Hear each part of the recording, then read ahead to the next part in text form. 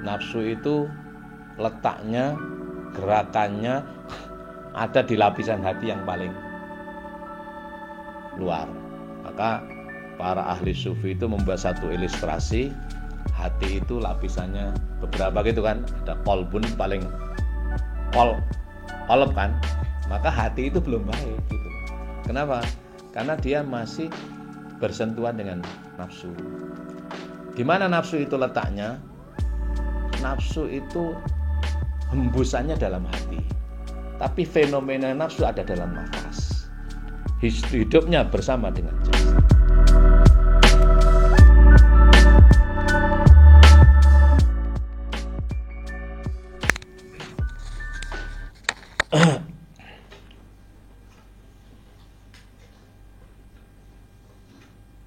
Jadi dari zaman dulu hingga nanti kalau kita belajar filsafat itu yaitu ontologis, epistemologis, aksiologis. Apa, bagaimana, untuk apa.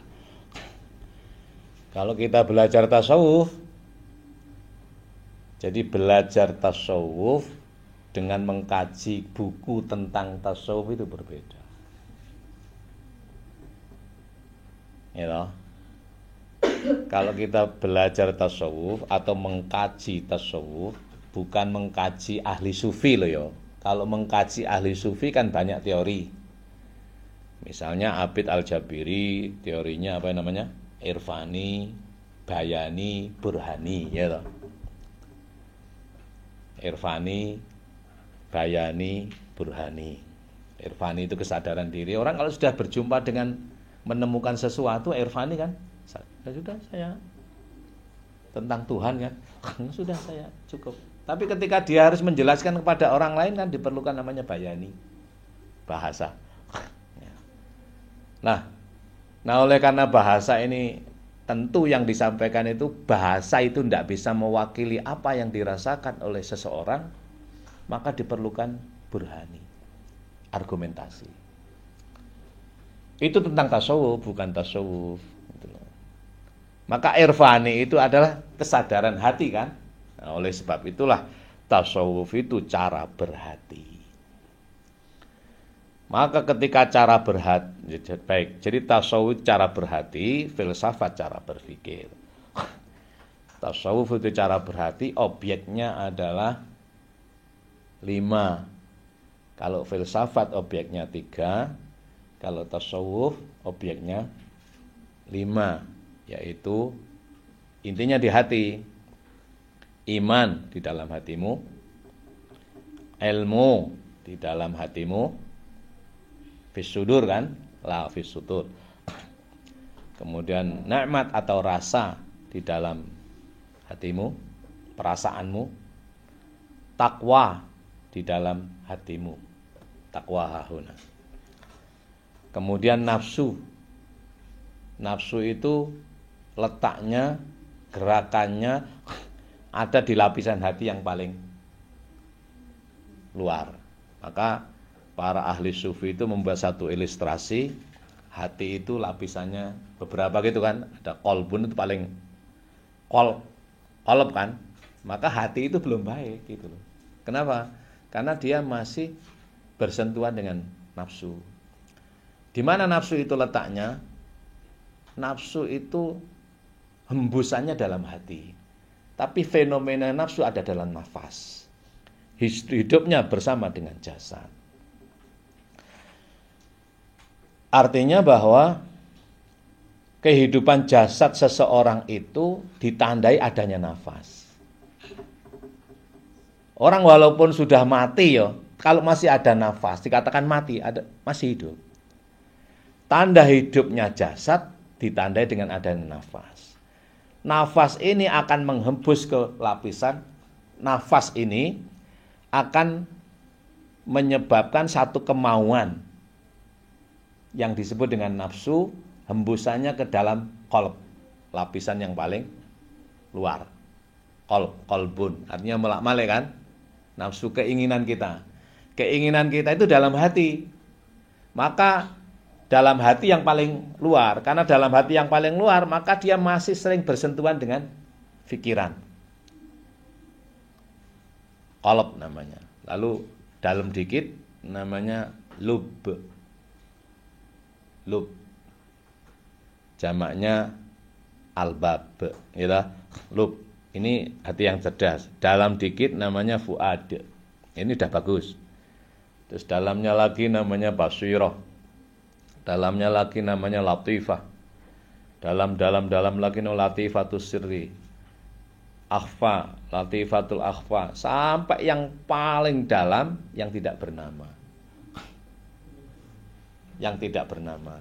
Disebut dengan nurani bahasa Indonesianya. Berasal dari bahasa Arab nuroniyun, bercahaya. Cahaya kan artinya. Cahaya dalam hati yang paling dalam itu. Hati yang paling dalam. Nah, itulah menjadi objek kajian tasawuf. Di mana iman? Ya di situ. Di mana ilmu? Di situ, di paling dalam itu. Di mana rasa atau nikmat? Di situ yang paling dalam. Di mana takwa? Di situ. Nah, iman, ilmu, nikmat, takwa inilah yang harus memimpin, mengontrol, selalu mencek selalu terhadap nafsu yang paling luar ini.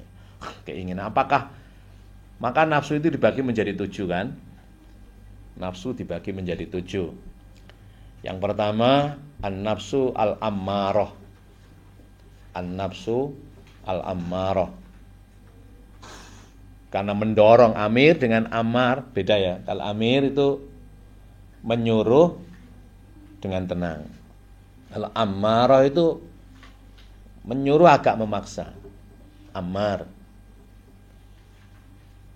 Karena agak memaksa maka bisu, mendorong kepada kejahatan. Nah ini kalau dibiarkan, ini dinyatakan dalam surat Yusuf ya. Surat Yusuf itu surat keberapa? 12 ya. Ayat 53 kalau nggak salah. Wa ma ubarri'u nafsi innan nafsa la'ammaratun bisu illa ma rahima rabbi inna rabbi laghafurur rahim. Ya Yusuf pun punya nafsu itu loh. Ya, semua orang punya. Semua orang, para nabi juga punya. Wa ma ubarri'u nafsi. Saya tidak membiarkan nafsuku ini. Berarti dia harus mengendalikan kan? Saya tidak membiarkan nafsuku ini, tidak membebaskan. Berarti mengendalikan kan? Karena nafsuku ini ammarah bisu. Yang paling utama ini, mendorong kepada kejahatan. Illa ma rahima rabbi, kecuali nafsu yang sudah mencapai tingkatan rahmah. Sehingga sifatnya pemaaf dan juga kasih. Inna rabbi ghafurur rahim. Nah, ammarah bisu ini mesti dikendalikan. Jangan diubarik. Ya apa? Wa ma ubarik. Aku tidak membiarkan. Jangan dibiarkan, jangan dibaroahkan, jangan dibebaskan. Dia harus kendalikan. Kalau dia dibebaskan, dia akan terekspresi namanya lawwamah. Apa? Lawwamah. Kalau dorongan nafsumu yang dalam dirimu mendorong kejahatan itu tidak kau kendalikan, dia akan terekspresi wujudnya lawwamah. Apa lawwamah itu? Secara bahasanya mencela. Sangat mencela. Laimun mencela kan? Kalau lawwam sangat mencela. Mencela orang lain. Artinya terekspresi. Ammarah bisu ini belum terekspresi. Belum terekspresi. Lawwamah terekspresi. Bagaimana dia menjadi terekspresi? Kalau dia dibebaskan, maka dia harus disadari jangan. Kalau jangan berarti tidak terjadi namanya lawwamah. La uqsimu bin nafsil lawwamah. Wala uqsimu biyaumil qiyamah itu. Al-qiyamah itu gimana? La uqsimu biyaumil qiyamah wala uqsimu bin nafsil lawwamah. Ya. Itu surat ke-75 ya. Surat Al-Qiyamah ayat pertama kedua itu. Sungguh Allah menyumpahi, kita sumpahi, jangan sampai lawamah ini terjadi. Mencela pada diri orang lain. Bagaimana itu caranya? Ya, amarah bisu ini harus kamu kendalikan. Jangan. Kalau jangan, maka tidak terjadi namanya lawamah.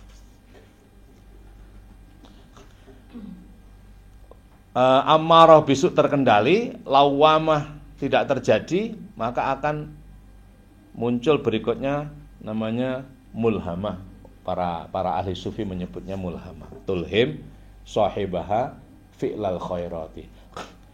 Yang dulu itu mendorong, ya toh, amar, memaksa, dorongannya tetap. Tapi ketika dikendalikan, ya toh, dia tidak terjadi lawamah, maka dia menjadi mendorong, tapi dorongannya kepada kebaikan, disebut dengan ilham. Nafsunya mulhamah istilahnya. Fa'alhamaha fujuraha wa nafsin wa ma sawwaha fa'alhamaha fujuraha wa taqwa. Itu dalam surat Asy-Syams surat ke-91 ya. Ayat berapa itu ya? 6, 7 dan seterusnya. Wa nafsin wa ma sawwaha. Demi nafsu dan bagaimana dia harus disempurnakan. Berarti nafsu ini perlu disempurnakan. Kenapa? Kalau tidak dipimpin dan tidak disempurnakan, tidak ditaswiyah, dia akan bengkak-bengkok itu. Maka wa nafsin wa ma sawwaha. Sawwa artinya kan gimana? Sawwa itu dicipta, direkayasa, diluruskan, ditaswiyah, dikendalikan sedemikian rupa. Sehingga kenapa? Fa'alhamaha fujuraha wa taqwaha. Dari ilham fujur ketika ditaswiyah ini akan menjadi takwa, menuju takwa. Dari ammarah bisu dan lawamah fujur kan, ketika disawwaha menjadi takwa.